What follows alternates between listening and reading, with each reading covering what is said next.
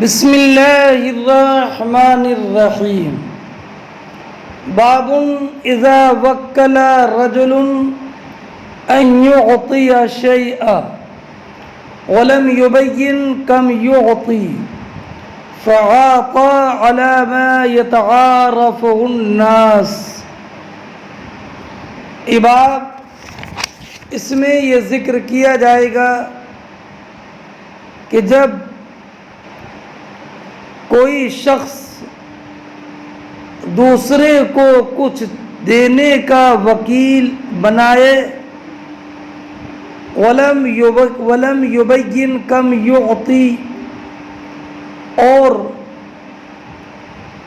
کتنا دے یہ نہیں بیان کیا، فعاطى على ما يتعارفه الناس، تو اس وکیل نے لوگوں کے عرف اور دستور کے مطابق دے دیا۔ اذا کی جزا معذوف ہے فہو جائز، تو وہ جائز ہے، یعنی جب کوئی انسان دوسرے کو کوئی چیز دینے کا وکیل بنائے اور کتنا دینا ہے یہ بیان نہ کرے، تو جتنے دینے پر لوگوں کا عرف ہے وہ دے دے تو یہ جائز ہے۔ حدثنا المکی ابن ابراہیم قال حدثنا ابن جریج عن عطاء ابن ابی رباح وغیرہ یزید بعضهم على بعض ولم يبلغ كلهم رجل واحد منهم عن جابر بن عبد الله قال كنت مع النبي صلى الله عليه وسلم في سفر فكنت على جبل سفال انما هو في آخر القوم فمر بي النبي صلى الله عليه وسلم فقال من هذا؟ قلت جابر بن عبد الله قال ما لك؟ قلت إني على جبل ثفال قال أمعك قضيب؟ قال نعم قلت نعم قال عاطينيه فعاطيته فضربه فزجره فكان من ذلك المكان من أول القوم قال بعنيه فقلت هو لك يا رسول الله قال بعنيه قد أخذته ب4 دنانير ولك ذاره إلى المدينة فلما دنونا من المدينة أخذت أرتحل فقال أين تريد؟ قلت تزوجت امرأة قد خلا منها زوجها قال فهل جارية تلاعبها وتلاعبك؟ قلت إن أبي توفي وترك بنات فأردت أن أنكح امرأة قد جربت خلا منها قال فذلك فلما قدمنا المدينة قال يا بلال اقضيه وزده فعاطاه 4 دنانير وزاده قيراطا قال جابر لا تفارقني زيادة رسول الله صلى الله عليه وسلم فلم يكن القيراط يفارق جراب جابر بن عبد الله۔ امام بخاری رضی اللہ تعالی عنہ فرماتے ہیں کہ ہم سے حدیث بیان کی مکی ابن ابراہیم نے، انہوں نے کہا کہ ہم سے حدیث بیان کی عبد الملک بن عبد العزیز بن جریج نے، انہوں نے روایت کی عطاء ابن ابی رباح سے وغیرہ، اور عطاء ابن رباح کے علاوہ دوسروں سے بھی، یزید بعضهم علی بعض، یہ حال ہے ایسی ولم یبلغہ کلہم یہ بھی حال ہے. رجل واحد منہم رجل سے پہلے فعل محذوف ہے. بلغہ رجل واحد منہم. فرماتے ہیں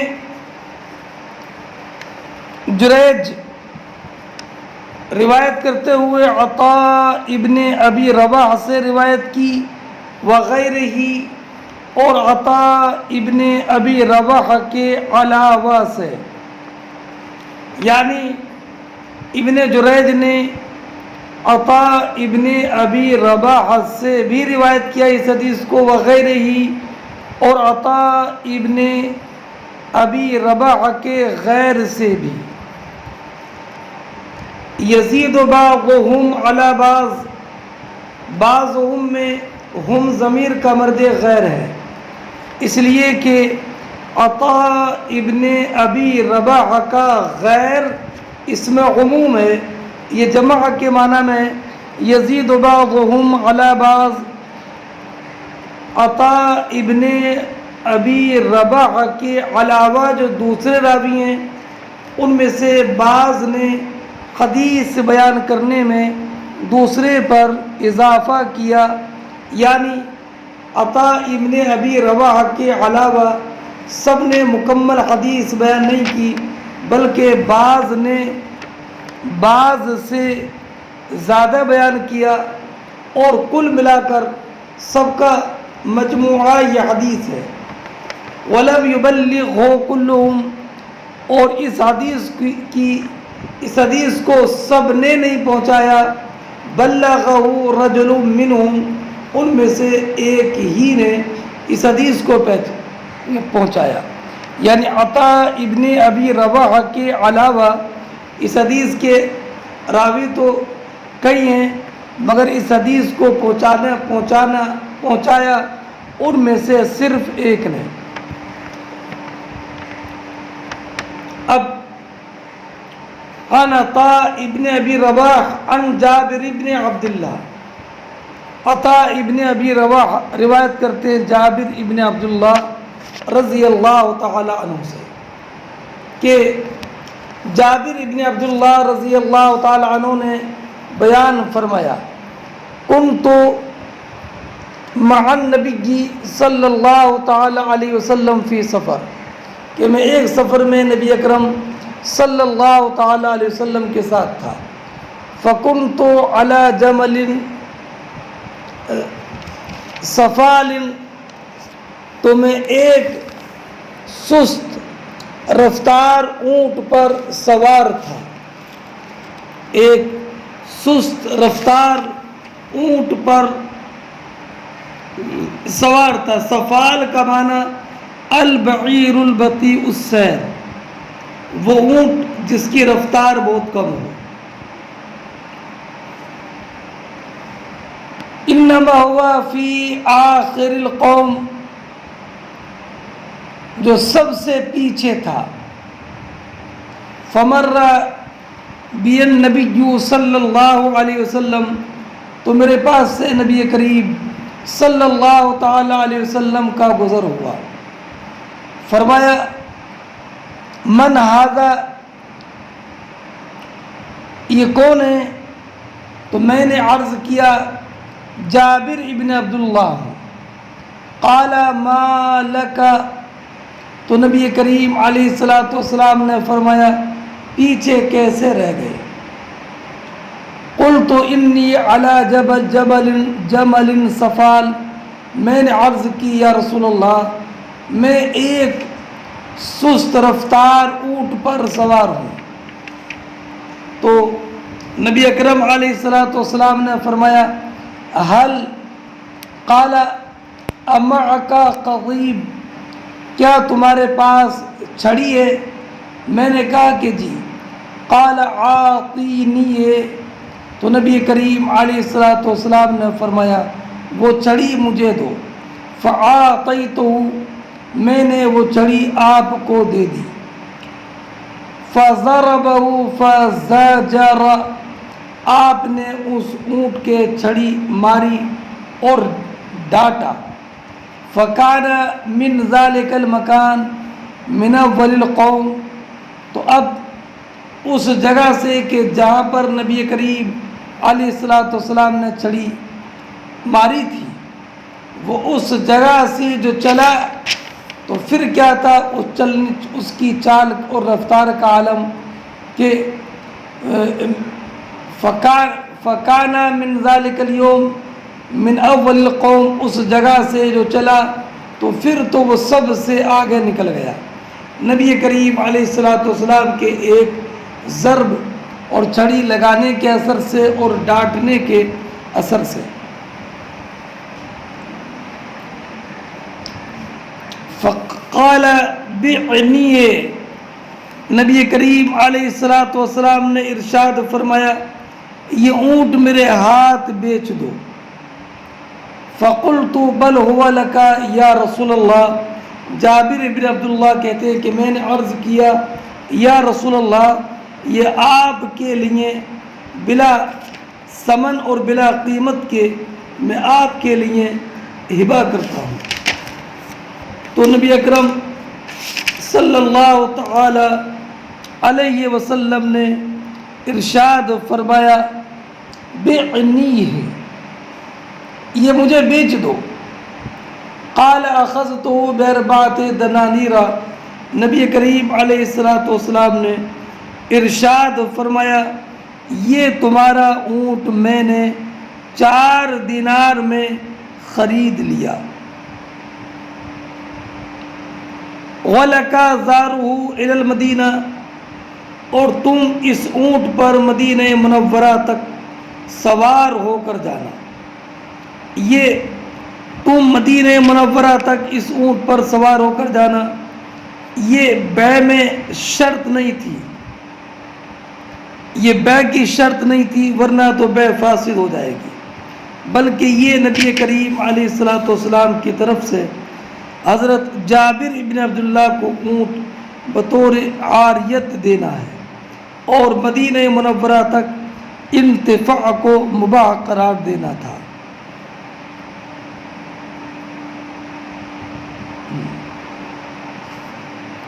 اس کے بعد فرماتے ہیں فلما دنونا من المدینہ، جب ہم مدینہ منورہ کے قریب پہنچے، اخذت ارتحل، تو میں اپنے گھر جانے لگا۔ فقال این تريد، تو نبی کریم علیہ الصلوۃ والسلام نے ارشاد فرمایا کہاں کا ارادہ ہے؟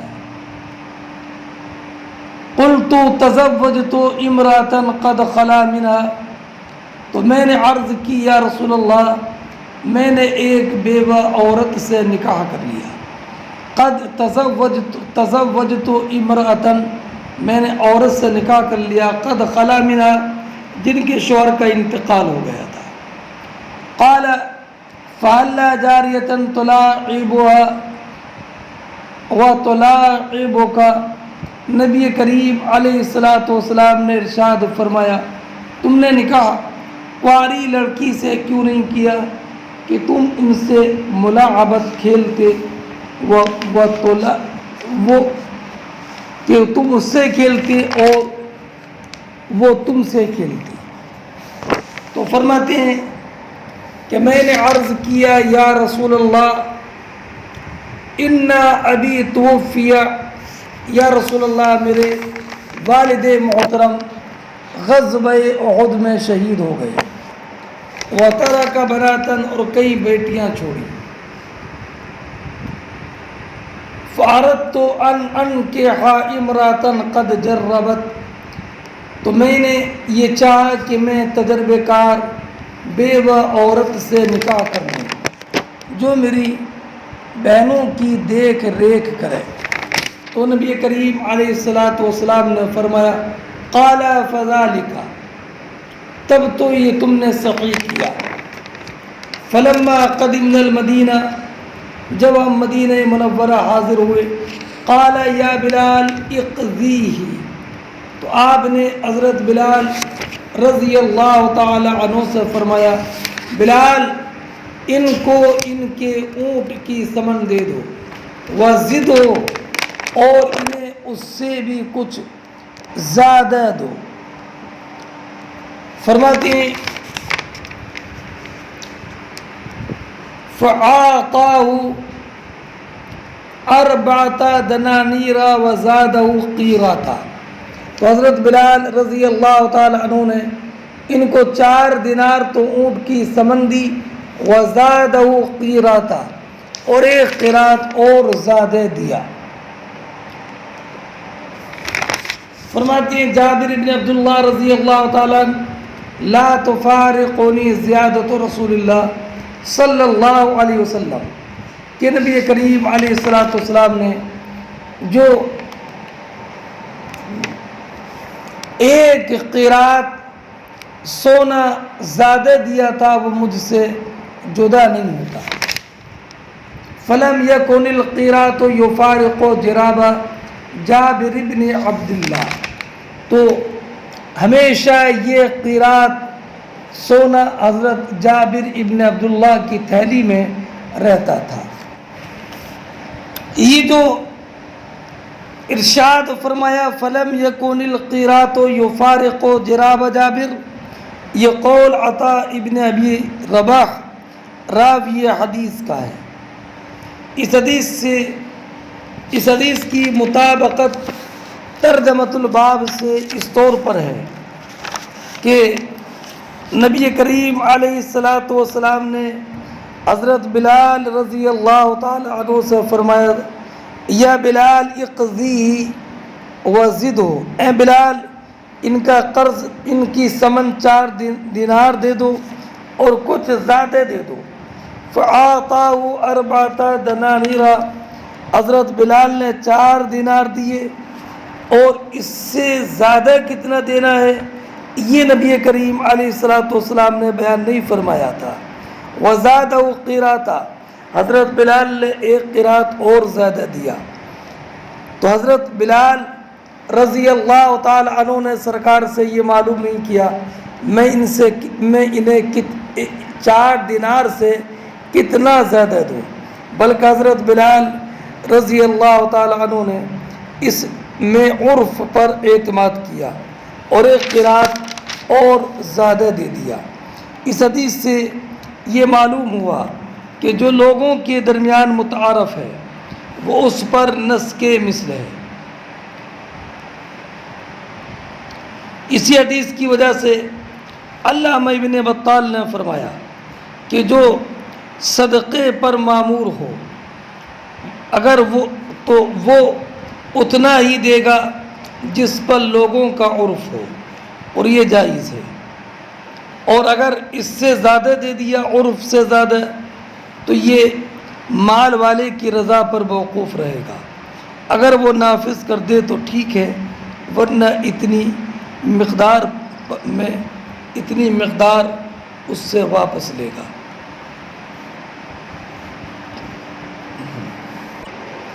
نبی کریم صلی اللہ تعالی علیہ وسلم کا یہ معجزہ ہے کہ جب نبی کریم علیہ السلام نے اس اونٹ کو چھڑی ماری تو اس کی برکت سے وہ اونٹ نہایت تیز رفتار ہو گیا۔ اور اس حدیث سے یہ بھی معلوم ہوا کہ نوجوان تندرست آدمی کو کنواری نوجوان لڑکی سے نکاح کرنا، شادی کرنا زیادہ مناسب ہے۔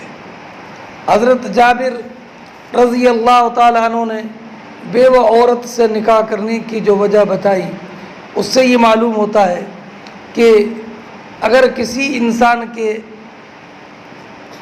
بچے ہوں اور بیوی کا انتقال ہو جائے تو اس کے لیے مناسب یہ ہے کہ ایسی عمر والی عورت یا بیوہ سے نکاح کرے جو بچوں کی تربیت کرنے کی صلاحیت رکھتی ہو۔ باب وکالت الامرأۃ الامام فی النکاح، یہ باب اس بیان میں کہ عورت کا عقد نکاح میں امام کو وکیل بنانے کا حکم کیا ہے۔ یہاں وکالت بمعنی توکیل ہے، اور وکالۃ الامرأۃ الامامہ اضافۃ المصدر الی الفاعل ہے، اور الامامہ مفعول ہے۔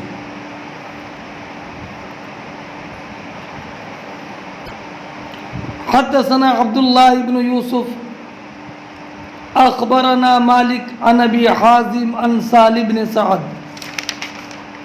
قال جاءت امرأة الى رسول الله صلى الله عليه وسلم فقالت يا رسول الله اني وهبت لك من نفسي، فقال رجل زوجنيها، قال قد زوجناك بما معك من القرآن۔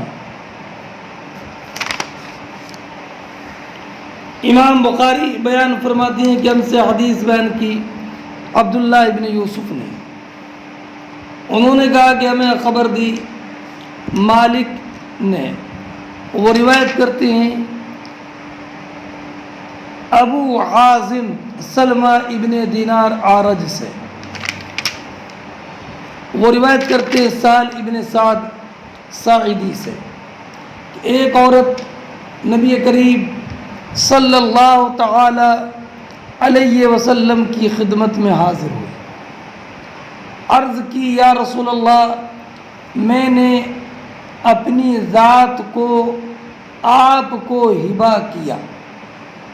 فقال رجل، ایک شخص نے عرض کیا حضور اس کا نکاح مجھ سے کر دیجیے۔ نبی کریم صلی اللہ تعالی علیہ وسلم نے فرمایا میں نے تیرا نکاح اس عورت کے ساتھ کر دیا بسبب اس کے کہ تجھے جو قرآن یاد ہے۔ اس حدیث کی مطابقت ترجمۃ الباب سے اس اعتبار سے ہے کہ عورت نے جب نبی کریم علیہ الصلاۃ والسلام سے عرض کیا کہ قد وہبت لک نفسی یا رسول اللہ، میں نے اپنی ذات آپ کے لیے ہبہ کر دی، تو یہ ایسے ہے کہ جیسے کہ عورت نے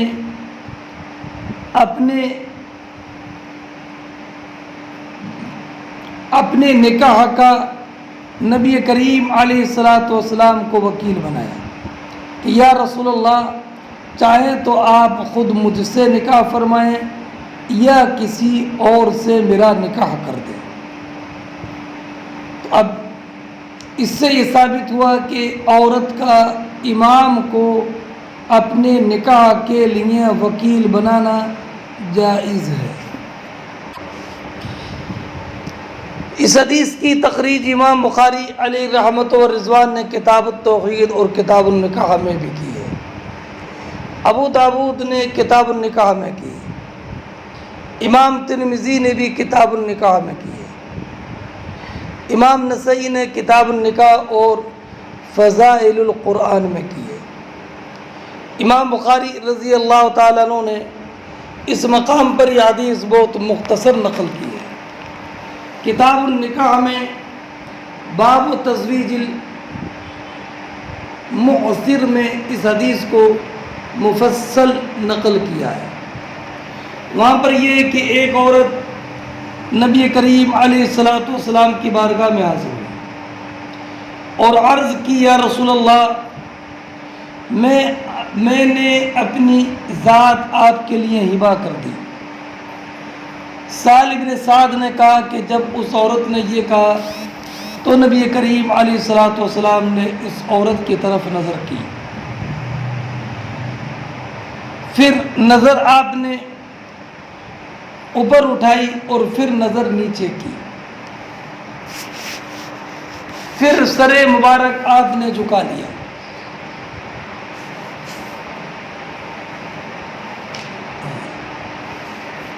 جب عورت نے یہ دیکھا کہ نبی کریم علیہ الصلاۃ والسلام نے ان کے بارے میں کوئی فیصلہ نہیں کیا تو یہ خاتون بیٹھ گئی تو صحابہ کرام علیہم الرحمۃ والرضوان میں سے ایک صاحب کھڑے ہوئے اور عرض کی، یا رسول اللہ، اگر آپ ان سے نکاح کرنے کا ارادہ نہ رکھتے ہوں تو آپ ان کا نکاح میرے ساتھ کرا دیجیے۔ تو نبی اکرم علیہ الصلوۃ والسلام نے فرمایا، وَهَلْ عِندَكَ مِنْ شَيْءٍ، کہ تمہارے پاس کچھ ہے؟ تو کہا کہ نہیں یا رسول اللہ، میرے پاس تو کچھ نہیں ہے۔ پھر فرمایا، اپنے گھر جا کر دیکھو کچھ ہے تمہارے گھر؟ تو یہ واپس آئے اور کہا، لا واللہ یا رسول اللہ ما وجدت شیئا، یا رسول اللہ میں نے اپنے گھر میں کچھ نہیں پایا۔ تو نبی کریم علیہ الصلوۃ والسلام نے فرمایا، جاؤ دیکھو، اگرچہ لوہے کی ایک انگوٹھی ہی مل جائے۔ تو یہ پھر گئے اور پھر لوٹے اور کہا، یا رسول اللہ گھر کوئی لوہے کی انگوٹھی بھی نہیں ہے، ہاں میرا یہ تہمت ہے۔ حضرت سہل ابن سعد ساعدی کہتے ہیں ان کے پاس چادر نہیں تھی، تو کہا، یا رسول اللہ فلا نصفہ، یا رسول اللہ میں انہیں اپنے تہمت میں سے آدھا دے دوں گا۔ تو نبی کریم صلی اللہ تعالی علیہ وسلم نے ارشاد فرمایا، تمہارا تہمت کس کام کا؟ اگر تم اس کو پہنو گے تو اس کے اوپر کچھ نہیں رہے گا، اور اگر وہ پہنے گی تو تمہارے اوپر کچھ نہیں رہے گا۔ تو یہ مرد بیٹھ گئے، یہاں تک کہ جب مجلس لمبی ہو گئی تو یہ کھڑے ہوئے اور واپس جانے لگے۔ جب نبی کریم صلی اللہ تعالی علیہ وسلم نے ان کو جاتا ہوئے دیکھا تو آپ نے حکم دیا کہ ان کو بلاؤ۔ بلایا گیا تو نبی کریم علیہ الصلوۃ والسلام نے فرمایا، ماذا معک من القرآن، تمہیں کتنا قرآن یاد ہے؟ قال معی سورۃ کذا و کذا، یا رسول اللہ مجھے فلاں فلاں سورت یاد ہے۔ تو فرمایا نبی کریم علیہ الصلوۃ والسلام نے، تقرأہن عن ظہر قلبک، کیا تم ان صورتوں کو زبانی پڑھ لیتے ہو؟ تو انہوں نے کہا، جی یا رسول اللہ۔ قال اذهب فقد ملکتکھا بما معک من القرآن، جاؤ میں نے جو تمہیں قرآن یاد ہے اسی سبب سے اس عورت کا تم کو مالک بنا دیا۔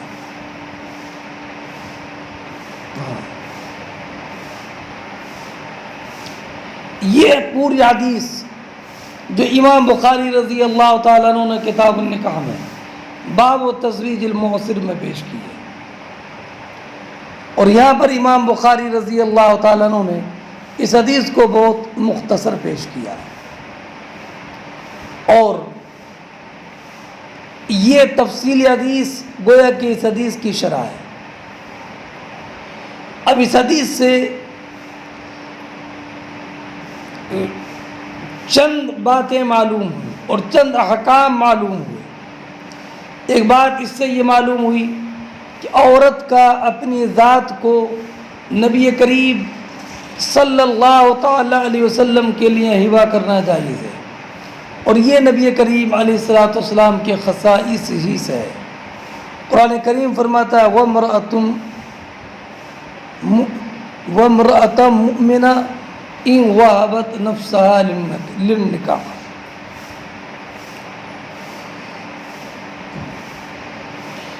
یہ ہبہ نبی کریم علیہ الصلوۃ والسلام کے ساتھ خاص ہے۔ ابو عمر نے کہا کہ اب سارے علماء کا اس بات پر اجماع ہے کہ بغیر مہر کے کسی بھی عورت سے نکاح کے بعد مجامعت جائز نہیں ہے، بلکہ جب نکاح ہوگا تو لا محالہ اس کے عوض کچھ نہ کچھ مہر ضرور ہوگا۔ اس سے یہ بھی معلوم ہوا کہ نبی کریم علیہ الصلوۃ والسلام کے لیے مباح تھا کہ آپ ان عورتوں میں سے جس سے چاہے نکاح کرے بغیر مہر کے، جو اپنے کو آپ کے لیے ہبہ کرے۔ اور یہ بھی نبی کریم علیہ الصلوۃ والسلام کے خصائص سے ہے۔ اس حدیث سے امام اعظم رضی اللہ تعالیٰ عنہ، امام سفیان ثوری، ابو یوسف محمد رضی اللہ تعالیٰ عنہ نے اس بات پر استدلال پیش کیا کہ نکاح لفظ ہبہ سے بھی منعقد ہو جاتا ہے۔ اگر مہر کا ذکر کیا تو مہر مسمى لازم ہوگا، اور اگر مہر کا ذکر نہیں کیا تو عورت کے لیے مہر مثل ہوگا۔ ہاں، نبی کریم صلی اللہ تعالی علیہ وسلم کی خصوصیت بغیر عوض کے نکاح ہے۔ لفظ ہبہ سے نکاح کا انعقاد نبی کریم علیہ الصلوۃ والسلام کے ساتھ خاص نہیں ہے۔ امام شافعی رضی اللہ تعالیٰ عنہ کے نزدیک نکاح کا انعقاد لفظ تزویج اور لفظ انکاح سے ہوتا ہے۔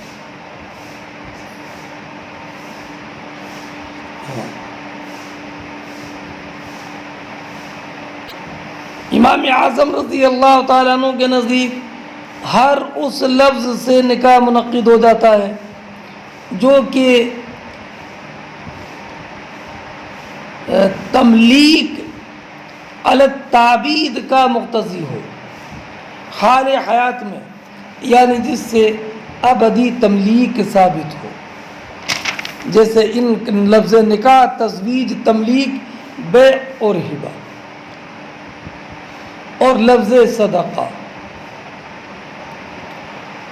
ایک بات یہ بھی معلوم ہوئی کہ عورت کو نکاح کے لیے نیک آدمی پر اپنے کو پیش کرنا مستحب ہے۔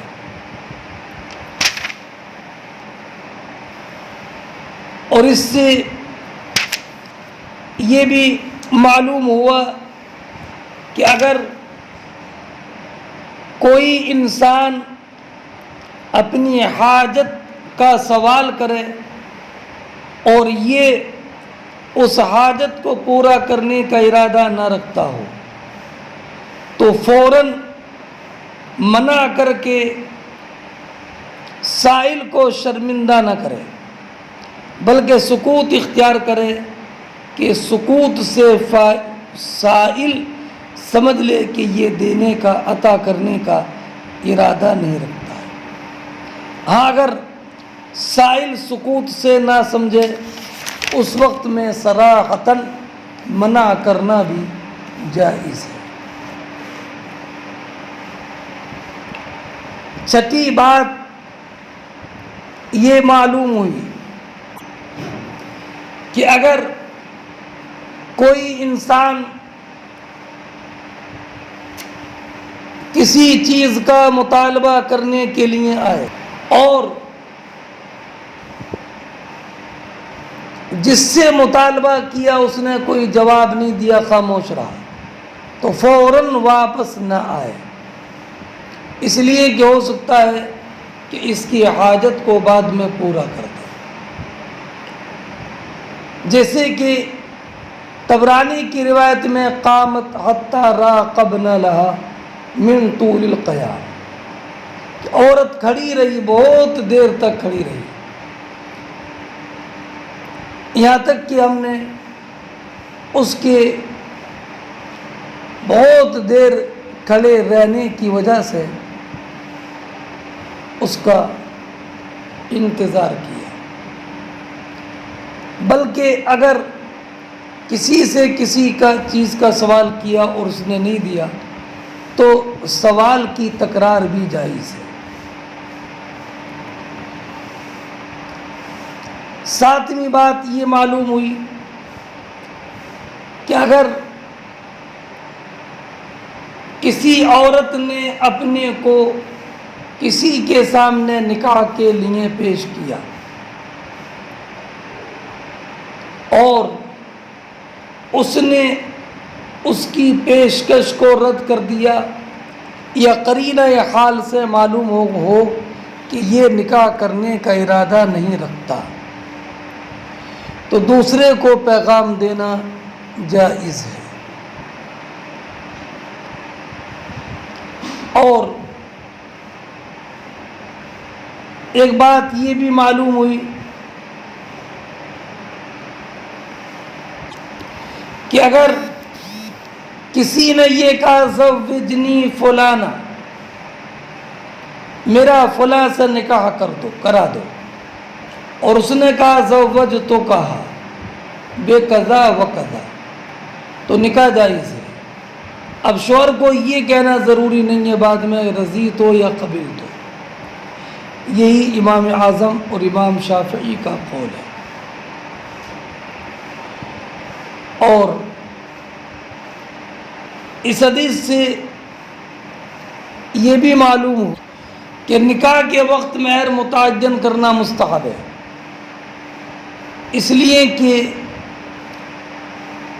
اس میں منازعت اور مخاصمت کا اندیشہ باقی نہیں رہتا، اور مہر متعین کرنا عورت کے لیے زیادہ نفع بخش ہے، اس لیے کہ اگر مہر متعین کیا اور طلاق دے دی قبل دخول تو جو متعین کیا تھا اس کا نصف واجب ہوگا، اور اگر متعین نہیں کیا تو اس صورت میں متع واجب ہوتا ہے۔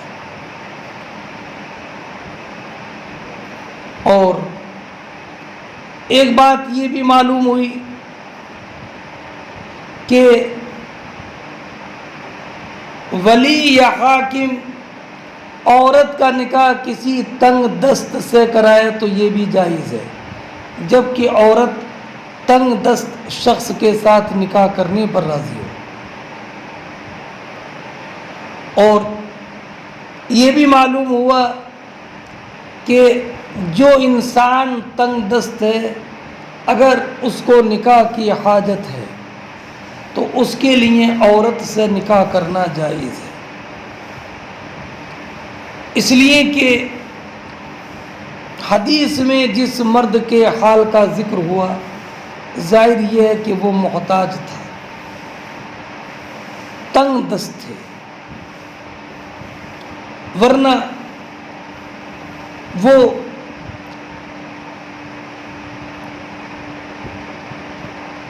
اگر تنگ دست نہ ہوتے تو گھر سے واپس آ کر یہ نہیں کہتے یا رسول اللہ میرے پاس اس تہمد کے علاوہ دوسری کوئی چیز نہیں ہے۔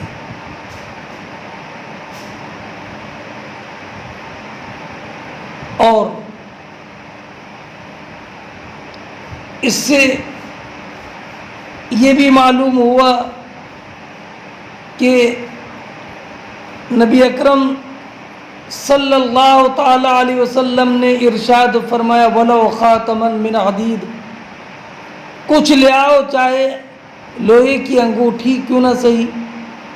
تو اس سے امام شافعی نے استدلال کیا کہ اقل مال پر اکتفا کرنا مہر میں جائز ہے، جیسے کہ لوہے وغیرہ کی انگوٹھی کیوں نہ صحیح۔ مہر کے لیے کوئی حد مقرر نہیں ہے، بلکہ جو بے میں ثمن یا مسمن بن سکتا ہے وہ مہر بن سکتا ہے۔ امام مالک رضی اللہ تعالیٰ عنہ کے نزدیک 4 دینار سے کم مہر بننا جائز نہیں ہے، اور امام شعبی سے یہ ہے کہ وہ 3 اوقیہ سے کم مہر پر نکاح کو مکروہ قرار دیتے تھے صحابہ کرام۔ سعید بن جبیر نے فرمایا کہ مہر 50 درہم ہونا چاہیے۔ امام اعظم رضی اللہ تعالی عنہ اور آپ کے اصحاب علیہم الرحمۃ والرضوان نے فرمایا کہ 10 درہم سے کم مہر نہیں بنے گا، اس لیے کہ ابن ابی شیبہ نے اپنے مصنف میں روایت کیا عن شریک عن داود الزعافری عن الشعبی قال قال علی لا مہر باقل من 10 دراہم۔ شریک سے روایت کی انہوں نے، ابن ابی شیبہ نے، انہوں نے داود زعافری سے، انہوں نے امام شعبی سے کہ حضرت علی رضی اللہ تعالی عنہ نے فرمایا 10 درہم سے کم کوئی مہر نہیں ہے۔ اور ظاہر سی بات ہے کہ چونکہ یہ عقلاً بات معلوم نہیں ہو سکتی کہ اقل مہر کتنا ہوگا، لا محالہ حضرت علی رضی اللہ تعالی عنہ نے یہ نبی کریم علیہ الصلاۃ والسلام سے سنا ہوگا، اس لیے کہ اس میں قیاس و اجتہاد کو کوئی دخل نہیں ہے۔ اب رہا یہ اعتراض جو ابن حزم نے کیا کہ حضرت علی سے یہ روایت باطل ہے، اس لیے کہ اس کے روایت کرنے والے داود ابن یزید زعافری ہیں اور وہ غایت سقوط میں ہیں۔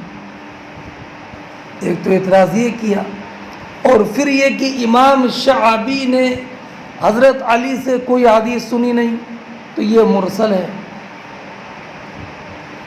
اس لیے کہ شعبی کا سمع حضرت علی رضی اللہ تعالیٰ عنہ سے ثابت نہیں ہے۔ علامہ عینی علیہ الرحمۃ والرضوان نے فرمایا کہ ابن عدی نے کہا کہ اگر راوی قوی بھی نہ ہو لیکن اس سے روایت جب کوئی ثقہ کر لے اس کی حدیث لکھی جاتی ہے اور وہ اس کی حدیث مقبول ہوتی ہے، جبکہ اس کا روایت کرنے والا ثقہ ہو۔ تو چونکہ داود زعافری سے روایت کرنے والے شریک ہیں اور وہ ثقہ ہے، اس لیے ان کی روایت مقبول ہوگی۔ اور دوسرا یہ کہنا کہ امام شعبی نے حضرت علی رضی اللہ تعالیٰ عنہ سے نہیں سنا، تو فرماتے ہیں کہ نہیں، حضرت امام شعبی کا حضرت علی ابن ابی طالب سے سمع ثابت ہے، اور اگر ہم تسلیم بھی کر لیں تو ان کی روایت مرسل ہوگی، اور عجلی نے فرمایا مرسل الشعبی صحیح ہو، امام شعبی کا مرسل صحیح ہے، اور یہ ارسال صحیح ہی کا کرتے ہیں۔ اب رہا یہ کہ ایک لوہے کی انگوٹھی کو مہر بنانے کا ذکر حدیث میں کہ سرکار نے فرمایا لے آؤ ولو خاتما من حدید، تو اس کا جواب یہ ہے کہ یہ مطلب نہیں ہے کہ لوہے کی انگوٹھی مہر بن جائے گی، بلکہ یہ مخرج مبالغہ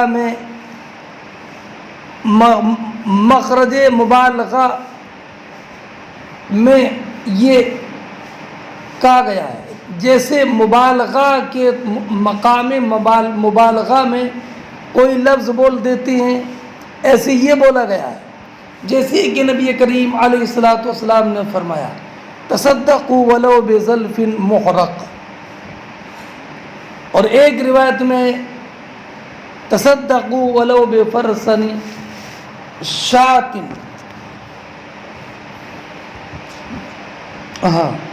کہ صدقہ کرو اگرچہ بکری کا جلا ہوا کھر یا بکری کا خر۔ حالانکہ سب جانتے ہیں کہ بکری کا جلا ہوا کھر یہ قابل انتفاع نہیں ہے، اور اس کے صدقہ کرنے سے جس کو صدقہ دیں گے جلے ہوئے کھر کا، اسے کوئی فائدہ نہیں پہنچے گا۔ تو یہ قابل انتفاع نہیں ہے، مگر نبی کریم علیہ الصلوۃ والسلام نے فرمایا کہ صدقہ کرو اگرچہ جلے بکری کے جلے ہوئے کھرکا کیوں نہ صحیح، تو یہ بطور مبالغہ ہے، مطلب چاہے کم سے کم جس چیز کا صدقہ کیا جا سکتا ہے اس چیز کا صدقہ کرو۔ ایسے یہاں پر نبی کریم علیہ الصلوۃ والسلام کے ارشاد کا مطلب یہ ہے کہ مہر مقرر کرو، اگرچہ کم از کم سے کم وہ چیز مہر مقرر کر لو جس کا مہر بننا صحیح ہے، اور وہ 10 درہم سے کم سے کم۔ اور ایک جواب یہ بھی دیا گیا کہ یہ لوہے کی انگوٹھی کی تلاش کرنے کا جو حکم دیا یہ اس لیے نہیں تھا کہ لوہے کی انگوٹھی کلے مہر بنے گی، بلکہ مہر کا وہ حصہ بنے گی کہ جو دخول سے پہلے دیا جاتا ہے، تو یہ کلے مہر نہیں ہے بلکہ مہر کی وہ مقدار کہ جو کہ دخول سے پہلے دی جائے، یعنی مہر معجل، کلے مہر نہیں ہے، یعنی کم سے کم اتنا دے دو کہ ایک لوہے کی انگوٹھی دے دو اور باقی مہر بعد میں دے دینا۔ امام شافعی اور امام احمد نے اس حدیث سے یہ بھی دلیل پیش کی کہ قرآن کی کسی صورت کو مہر بنانا جائز ہے، یعنی یہ کہا کہ میں نے تم سے نکاح کیا اور تمہارا مہر یہ بنایا کہ میں تم کو سورہ بقرہ پڑھنا سکھا دوں گا، تو یہ مہر بن جائے گا اور اس پر سورہ بقرہ پڑھانا جائز ہوگا۔ یہ امام شافعی رضی اللہ تعالی عنہ نے فرمایا۔ لیکن لیث بن سعد، امام اعظم، امام ابی یوسف، امام محمد، امام مالک رضی اللہ تعالیٰ عنہ اور ایک روایت میں امام احمد کا یہ قول ہے کہ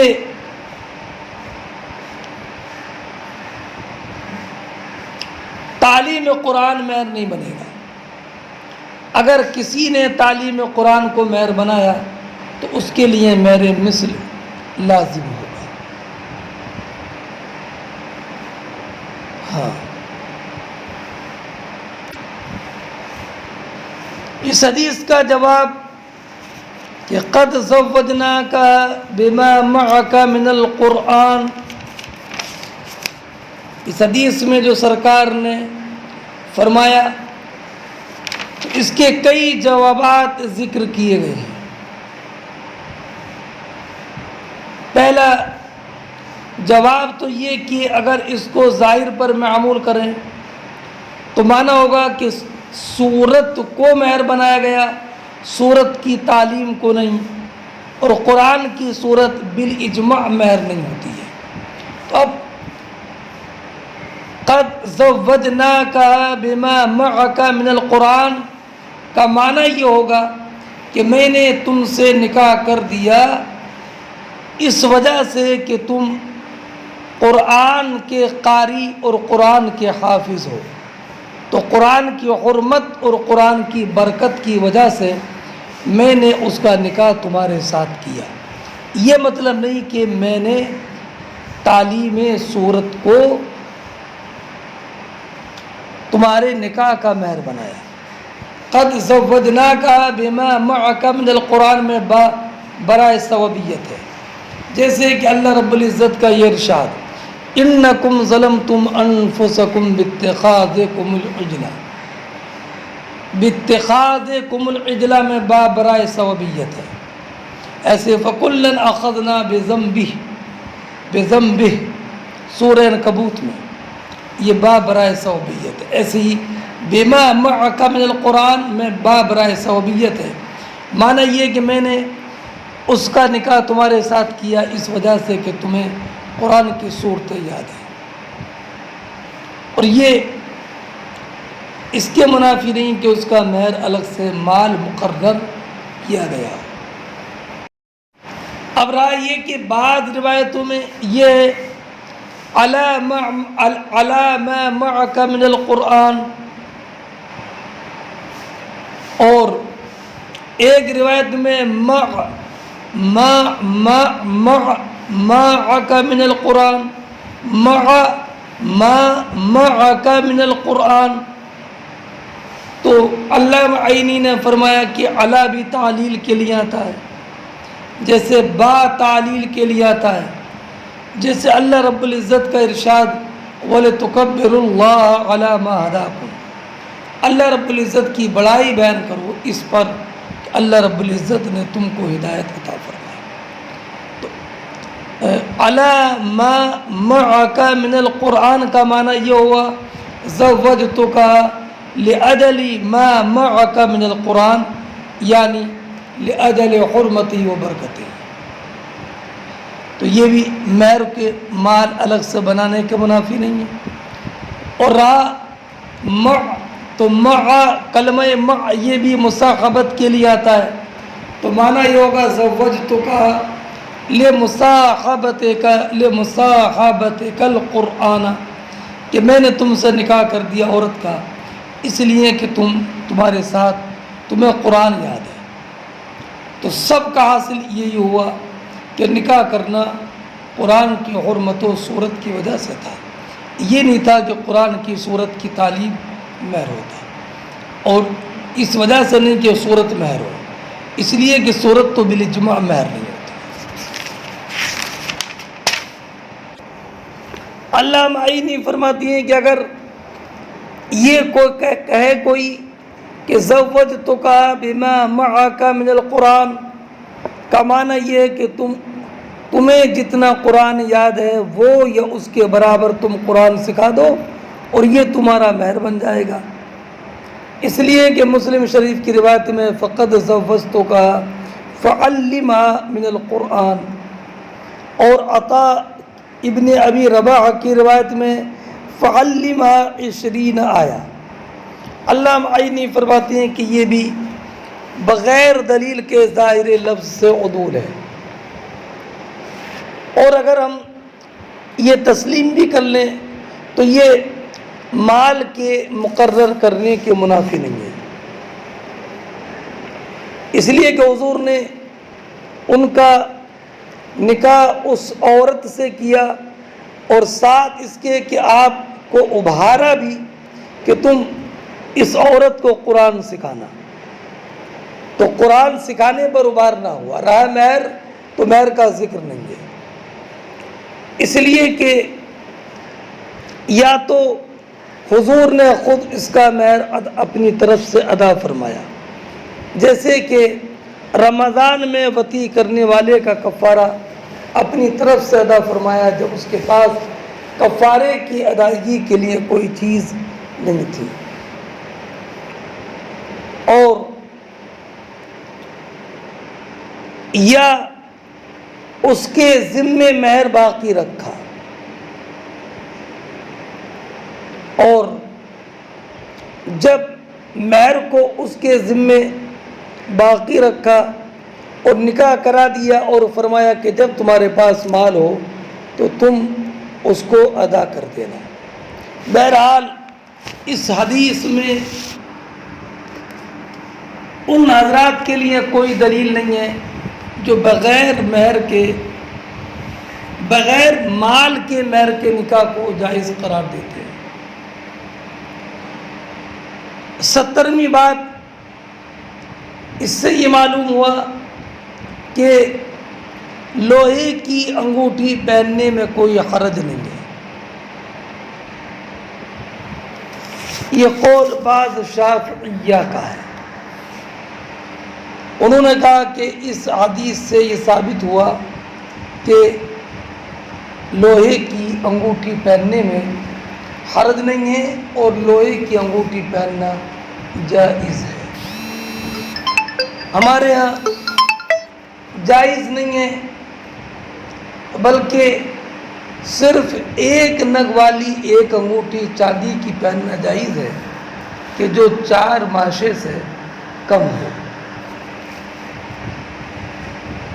ہماری دلیل وادی سے پاک ہے. ایک صاحب نبی کریم علیہ الصلوۃ والسلام کی خدمت میں حاضر ہو گئے اور وہ پیتل کی انگوٹھی پہنے ہوئے تھے. تو نبی کریم علیہ الصلوۃ والسلام نے فرمایا ما لی اجد منک ریح الاصنام، کہ کیا بات ہے میں تجھ پر بتوں کا زیور دیکھ رہا ہوں، میں تجھ سے بتوں کی بو محسوس کر رہا ہوں. فطرح، انہوں نے اس کو نکال کر پھینک دیا. پھر دوبارہ آئے، وہ علیہ خاتم من حدید، ان پر وہ لوہے کی انگوٹھی پہنے ہوئے تھے. تو نبی کریم علیہ الصلوۃ والسلام نے فرمایا ما لی ارا علیک حلیۃ اہل النار، کیا بات ہے کہ میں تم پر جہنمیوں کا زیور دیکھ رہا ہوں. فطرح، تو انہوں نے اسے پھینک دیا.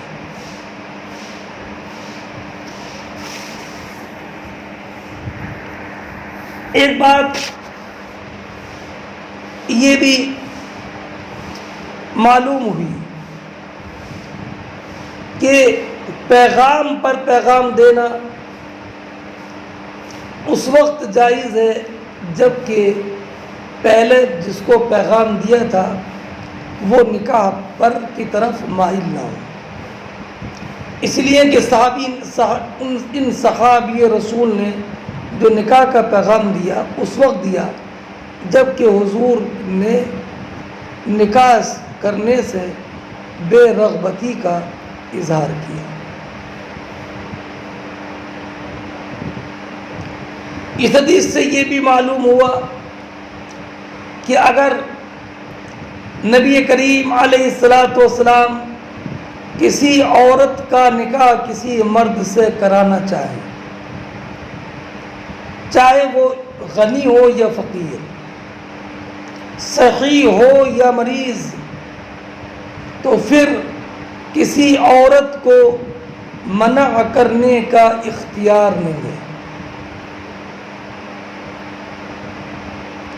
جیسے نبی کریم علیہ الصلوۃ والسلام نے زید ابن حارثہ کے لیے حضرت زینب کو پیغام نکاح دیا اور آپ نے اپنی رضا کا اظہار نہیں کیا، تو یہ آیت کریمہ نازل ہوئی وَمَا كَانَ لِمُؤْمِنٍ وَلَا مُؤْمِنَةٍ إِذَا قَضَى اللَّهُ وَرَسُولُهُ أَمْرًا أَن يَكُونَ لَهُمُ الْخِيَرَةُ مِنْ أَمْرِهِمْ. اور اس حدیث سے یہ بھی معلوم ہوا کہ جو انسان نکاح کرنے کا ارادہ کرے اس کو جس سے نکاح کرنے کا ارادہ کرتا ہے اس کو دیکھنا جائز ہے.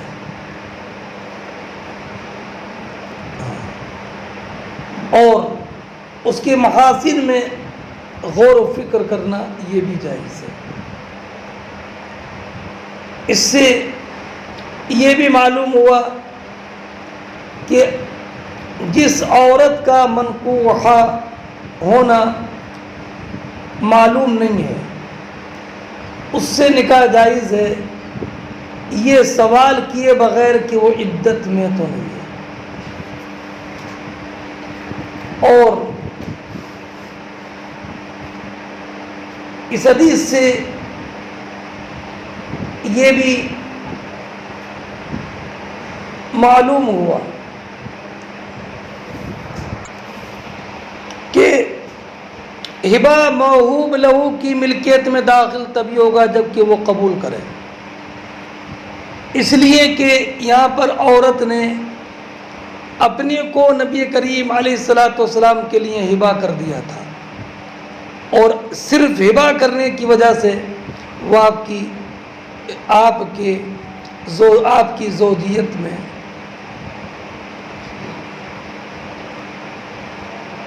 داخل نہیں ہوئی اور وہ آپ کی زوجہ نہیں.